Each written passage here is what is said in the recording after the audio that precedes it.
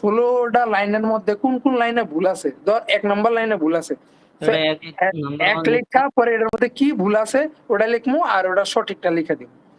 So এরকম করে 16 লাইনে 16টা ভুল লিখলাম, আমার 2 মার্ক ডান। এরপরেরটা থেকে কি কইছে, বি নাম্বারে construct the code without any error. মানে এই পুরা কোডটাই ধর খালি সুন্দর মতো লিখতে হইব। তুই যদি সব ভুল ধইরা লাইতে পারোস তাহলে তো তুই আর কোড লেখা কোনো বিষয় না। সো এই গেল 2 নাম্বারের হিসাব। কোডটা দেখি না, কোডটা দেখি না, এটা কি বলেছে এটা দেখান। এখন হচ্ছে কোডের মধ্যে দেওয়া আছে হ্যাশট্যাগ ইনক্লুড stdio। সো এটা হচ্ছে একটা ভুল, 1 নাম্বার এরর। ইন্ট মেইন ঠিক আছে, ব্র্যাকেট ঠিক আছে, ইন্ট a b ঠিক আছে, ফ্লোট a b। এরপরে দেখ if a less than b, কিন্তু এদিকে একটা ব্র্যাকেট শেষ হয় নাই। সো এদিকে একটা ব্র্যাকেট দেওয়া লাগবে, print F a is less than b, bracket শেষ হইছে, এরপরে আবার এলস, ব্র্যাকেট শুরু হইছে, ব্র্যাকেট শেষ হইছে, এই যে প্রিন্ট এফ এর মধ্যে f নাই, একটা ভুল। এটাও তুই ধর 8 নাম্বার লাইনে পরে তোর এক্সপ্লেনেশন দেওয়া লাগবে কি লিখে এদিকে এফ লাগানো লাগবে। কি এটা করব একটা ভাই, লাইব্রেরি। কি করব কত? এই ধর ধর প্রিন্ট যে লেখছে তুই লিখবি যে print is not a method. Print একটা লাইব্রেরি ফাংশন যেটা হচ্ছে সি সব সময় পার্মানেন্টলি ফিক্স করে দিছে। সো লাইব্রেরি ফাংশন আমরা কখনো চেঞ্জ করতে পারবো না। আর যদি আমি প্রিন্ট লিখিও এটা হচ্ছে সি প্রোগ্রাম আমার এরর দিব। অবশ্যই এত বড় লেখা লাগে না। স্টুডিওটা ডি দেন, ওটা কি করব, ওটা কি লিখব? ওটা করবি হচ্ছে ওটা একটা হেডার ফাইল। হেডার ফাইলে ওটা হচ্ছে সি প্রোগ্রাম দ্বারা পুরো নির্দিষ্ট করা, ওটার মধ্যে তুই কোনো চেঞ্জেস আনতে পারবি না, বা একটা কোড যদি স্টুডিও ডট এইচ ছাড়া কোনো তুই রানও করাইতে পারবি না। কারণ তুই যত বড়ই কোড লেখো স্টুডিও ডট এইচ ছাড়া কোনো ফাইল খুলে না আর কি। যখন তুই আচ্ছা, তারপর স্টুডিও ডট এইচ লিখবি তখন এর মানে হচ্ছে একটা হেডিং ফাইল বা একটা ফাইল খুলছে আর কি কোডের ভিতরে। এটা হচ্ছে নিয়ম। এরপরে তুই আচ্ছা, নিচে আরো অনেক কিছু ইনক্লুড লিখতে তারপর এই পারোস। যে আই তো ডিক্লেয়ার করা নেই। এই যে আই ডিক্লেয়ার করে নাই, এটা হচ্ছে এর পরের লাইনে, এই একটা ভুল। এরপরে percentage I equals to percentage D I, এদিকেও সব ঠিক আছে। ইন্ট সাম ইকুয়ালস এ প্লাস বি প্লাস সি, এদিকে হচ্ছে সবচেয়ে বড় ভুলটা করছে। কিন্তু ফ্লোট হয় আর নাম্বার, ইন্টিজার আর ফ্লোট তো গুণ করা যায় না, যোগ করা যায় না। এই যে যোগ করা যায় না। এখন তুই এটা এই তাহলে কি জিনিসটা হবে? দুই, তাহলে এখন কই এই এটা তাহলে জিনিসটা, যোগ হবে কেমনে, তাহলে যোগ করবো? এই জিনিসটা তুই দুই ভাবে করতে পারস। হয় তুই এটারে ইন্টিজার রাখবি, সি রে আবার ইন্টিজার বানাই দিবি। কেমনে হিসাব বানাবো? বুঝছিস তো, টাইপ কাস্টিং কইরা, যে সি এর আগে ধর এই যে টাইপ কাস্টিং কেমনে করে। আচ্ছা, তুই এই যোগটা আমি একটু দেখাতো, একটু দেখি এই যোগটা কেমনে করে। A is equal to A plus B plus C. ধর ইন্ট আমি এর ভ্যালু দিলাম 10, ধর 110 যাই হোক, বি দে। বি দিলাম যত যা আছে। আর হচ্ছে আমি ধর ফ্লোট। আমি 10.36 দিয়ে দিলাম। এখন আমি লিখলাম যোগ এ ইকুয়ালস এ সাম প্লাস লেখ, সাম লেখ। বি প্লাস এটা সি, ঠিক। ঠিক এ আছে। নিয়ে এখন কেমনে হলো? আমি, এখন এটা তুই কইতেছ সাম লিখতে নাকি, সামও লিখলাম। না, ইভে লেখ। এখন এখন এদিকে আমার প্রিন্ট করা লাগবে হচ্ছে সাম। হুম। সো এটা কি এখন এটা এদিকে সাম, এখন প্রথমে আমরা আউটপুটটা দিই, আসার আউটপুট হালাই কি দেয়। আউটপুট কিন্তু আর দিবই, আচ্ছা বেশি বড় ভ্যালু লিছি বুঝতে সমস্যা হইব। আচ্ছা, তুই 5-10 দে। 10 এটা কম কম করে। 10 3 আর হচ্ছে 10.32। সো আমার হিসাবে এদিকে অ্যান্সার কত হয়, 20 23 23.32। অ্যান্সার দিছে 23। আচ্ছা, এটা তারপর? বুঝছস। হুম। এখন ইন্টিজারের একটা কাহিনী কই, অনেকে আমরা মনে করি কি ধর তোর 3টা যোগফলের বলে 29.9 আইলো। তোর কি মনে হয় যে তুই যদি পার্সেন্টেজ ডি দিয়ে প্রিন্ট করো সেটার অ্যান্সার কি 30 আইবো নাকি 29 আইবো? এটা কি সিলিং করা লাগবে নাকি মামা?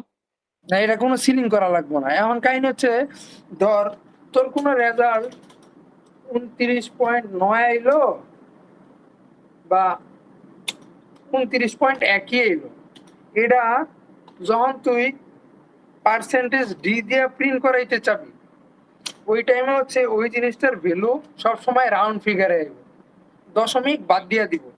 হুম। এখন এইদিকে যদি আমি 40ও দেই তাও বা ওই 10ও দেই, এই 10.9 তাও 10ই, পাওয়া যায়। হ্যাঁ। বা 10.9 দিলেও ওই 10ই আইব, পয়েন্ট বাদ। এটা হুম। হচ্ছে হিসাব। কিন্তু এখন আমরা এটারে কি এখন করবো? এটাকে আমরা টাইপ কাস্টিং করব। সো টাইপ কাস্টিং কেমনে করি, টাইপ কাস্টিং এটারে আমি ইন বানাই দিলাম। এটা হচ্ছে স্ট্যান্ডার্ড ওয়ে, রেজাল্ট সেমই আইব, রেজাল্ট আলাদা কিছু আইব না। রেজাল্ট সেমই আইব, কিন্তু এটা হচ্ছে স্ট্যান্ডার্ড ওয়ে। কারণ তুই জিনিসটারে পরিবর্তন করলি, ধর ধর্মান্তরিত করলি আর কি। মানুষ তো মানুষই থাকবো, ধর্মান্তরিত করলে কি হইব? ইয়া হিন্দু হচ্ছে থেকে এখন মুসলমান এখন এখন কাহিনী হচ্ছে, এটা যদি আমি পার্সেন্টেজ এফ দিয়ে প্রিন্ট করি, তোর কি মনে হয় এটা কি আইব? পার্সেন্টেজ এফ দিলে তুই তো ডিক্লেয়ার করতে ইন্টিজারটা ডিক্লেয়ার করতে চান, তাহলে পার্সেন্টেজ এফ কেমনে দিবি তুই? পার্সেন্টেজ দিলে 23, আমার মতে তো 23-এর পরে 6টা পয়েন্ট আইব। কিন্তু না, হালাই দিছে গার্বেজ গুলো। এর মানে আমরা এটা করতে পারবো না যে 3টার যোগফল যদি আমরা একটা ইন্টিজারের ভিতরে রাখি, ওটা আমরা কোনো পার্সেন্টেজ এফ দিয়া ডিক্লেয়ার করতে পারবো না। এই একটা জিনিস। এখন তারপরে যদি আমরা আমাদের কি করতে হইব? এখন ধর এই প্রবলেমে যাই, প্রবলেমে গেলে আমরা কি লিখছি, ইন্ট ইকুয়ালস টু এত এত এত, তাহলে আমরা সিরে আগে ইন্টিজার বানাবো টাইপ কাস্টিং কইরা, এই ব্র্যাকেটের ভিতরে ইন্ট লিখা দিমু, এরপরে প্রিন্টএফ সাম ইকুয়ালস টু, এখন তো পার্সেন্টেজ এফ দেওয়া যাবে না, এফ এর জায়গায় ডি দিয়ে দিবি, কারণ তখন আমরা এক্সপ্লেনেশন দিব। আমরা কখনো 3টা যোগফল আর কি, যেটা ইন্টিজারের ভিতরে সেভ করছি, সামের ভিতরে সেভ করছি, ওটা কখনো আমরা পার্সেন্টেজ এফ দিয়ে প্রকাশ করতে পারবো না, কারণ আমরা পার্সেন্টেজ এফ দিয়ে প্রকাশ করলে ওটা একটা গার্বেজ ভ্যালু দিব। শেষ কাহিনী। এই তোর এই যত কোড আছে, এদিকে আর কোনো ভুল তো আমি দেখতেছি না। রিটার্ন 0, এই সেই শেষ। এখন তারপরে কাইন্ড হচ্ছে এটা শেষ। এরপর হচ্ছে এটা রাখে B number, construct code without any errors. এই কোডটাই তোর একদম শুদ্ধভাবে পানি দিয়া ধুইয়া লেখা লাগবে। আমি যেটা কইছি ওটাই তো আর ঠিক, যেটা এরর বের গেছে ওগুলা তো ভয় লিখতে হইতাছে। আর এরপরে হচ্ছে 3 নাম্বার, এটা মোটামুটি একটু ক্রিটিক্যালি থাকে 3 নাম্বার। দেখি 3 নাম্বারটা বুঝে আগে দেখি। এখন হচ্ছে 3 নাম্বার হচ্ছে এই হচ্ছে 3-এর এ, এটা হচ্ছে 3-এর বি। এখন কি কইছে, construct the output for given codes, write only the output segment in a box.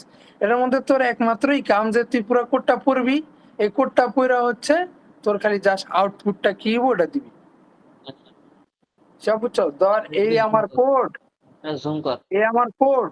এখন আমার ধর এটা হচ্ছে আমার পরীক্ষার প্রশ্ন, আলাই কইলো যে এটার আউটপুটটা কি হইব।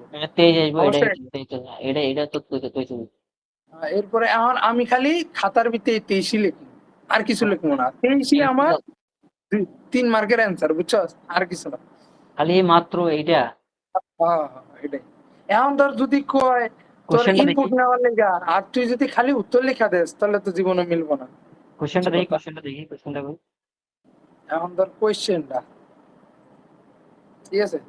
এখন কোয়েশ্চেনের ভিতরে প্রথমে ইনপুট স্টুডিও ডট এইচ, এটার খাতা দিয়ে ধর করলে একটু ভালো করা যায়। খাতাটা লই। কিরে রিয়া, তুই কি কিছু বুঝতেছিস? তুই দেখলে কোনো কথা বলবি, তুই দেখতেছিস?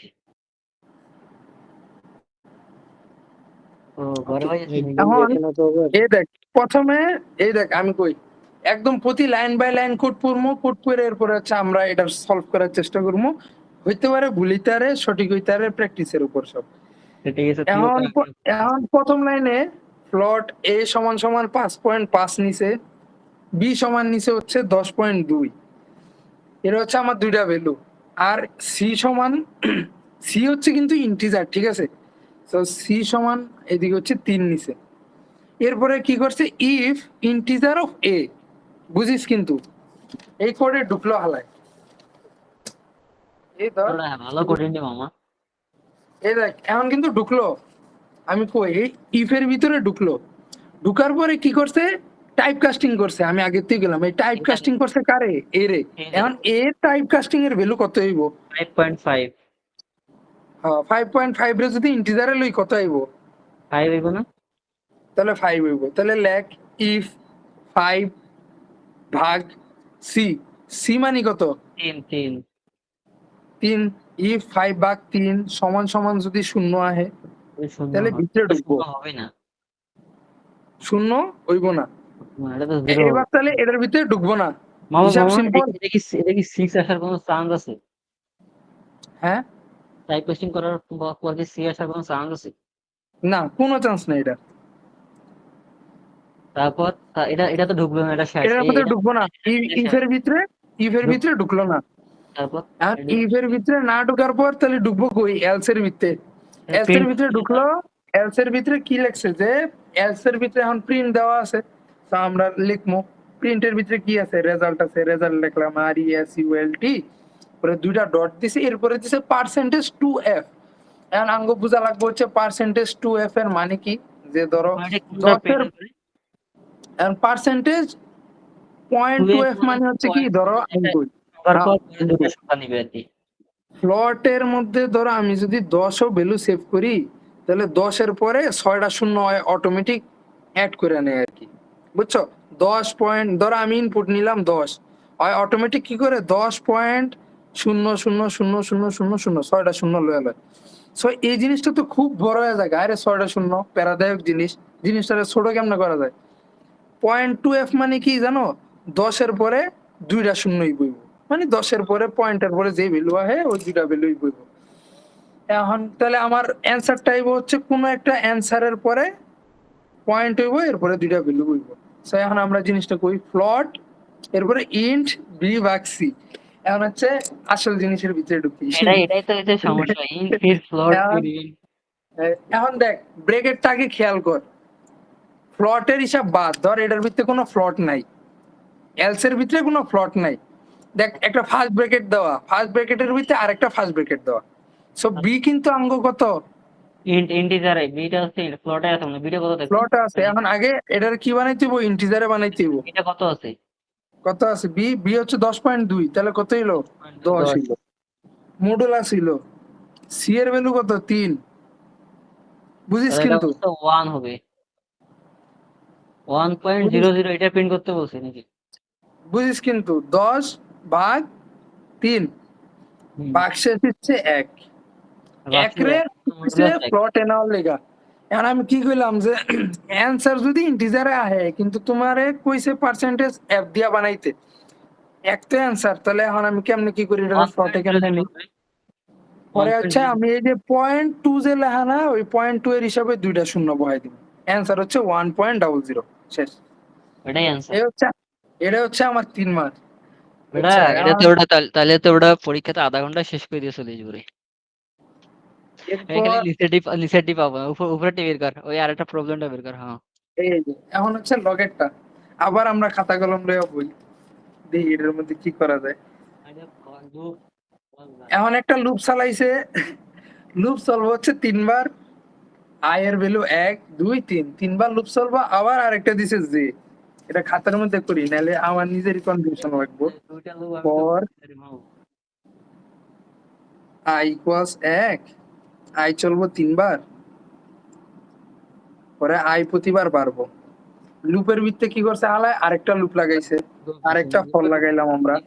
লুপের ভিতরে লুপ, এটা একটু বুঝাবি করে, বুঝছিস? ঠিক আছে, এই যেও 3 বার ঘুরবো, আইও 3 বার ঘুরবো, ঠিক আছে। এখন ঢুকলো, এখন আমি কই, এখন হচ্ছে আঙ্গ প্রোগ্রাম রান করা শুরু করবো।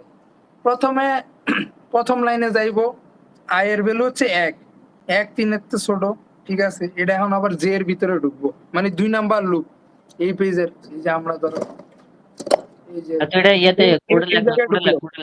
কোডে লেখ, পুরোটা কোডে লেখ, has include studio dot H in main, তারপর হচ্ছে ফর ইনটে আই দিয়ে নে, এটা আছে পুরোটা হুম লেখ। একদম বড় জিনিস কোডে লিখবো,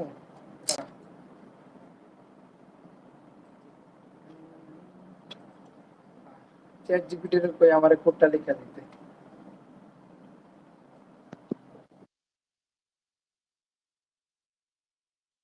কাল যদি ঘুমাইতে চাস তাহলে ঘুমা যায়, সমস্যা নাই। রিয়াদ তুই তোরা চাস ঘুমাইতে তাহলে ঘুমাইতে পারিস, প্যারা নেই। ঘুম 4টার পর। নামাজ টামাজ পড়ে ঘুমাবি, এরকমই। কালকে ক্লাস আছে না? ক্লাস তো আমি কোনদিন যাচ্ছি না সকাল 1টা করে, কালকে যাবো। ভাই ক্লাসে না গেলে কি হবে, ক্লাস যাইতে হবে তো, কালকে তো ওটা বুঝি না ক্লাসের।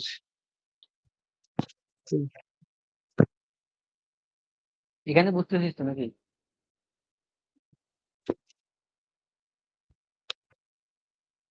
কই রে হালা, কই গেলি?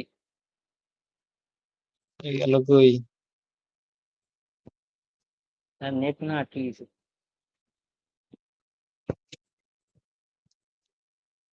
কিরে রে, কালকে ক্লাস করবি না? আর নেট গেছে গা। আর গার্লফ্রেন্ড ফোন হঠাৎ করে দেখা যাচ্ছে যে আমার না বুঝে না বুঝে